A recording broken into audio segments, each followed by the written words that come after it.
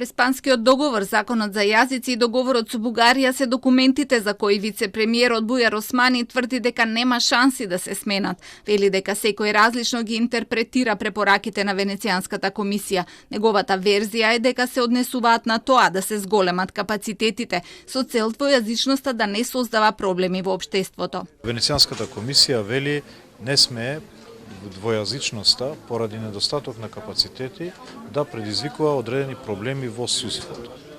Затоа, нашиот пристап ќе биде преку добри акциони планови да создадеме капацитети со цел двојазичноста полесно да се имплементира и да не предизвикува никакви проблеми во судството. Османи тврди дека нема големи разлики во ставовите на владините коалициски партнери ДУИ и СДСМ за ова прашање. За најавата од ВМРО ДПМН е дека ќе поднесат амандмани на законот за употреба на јазиците.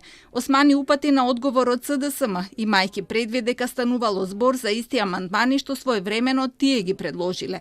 Од опозицијската партија пак уште ги изготвуваат амандманите, но побараа поддршка од СДСМ. Власта ја загрозува европската иднина на Македонија. Венецијанската комисија јасно потенцираше дека законот за употреба на јазиците е спротивен на уставот и надвор од европските практики.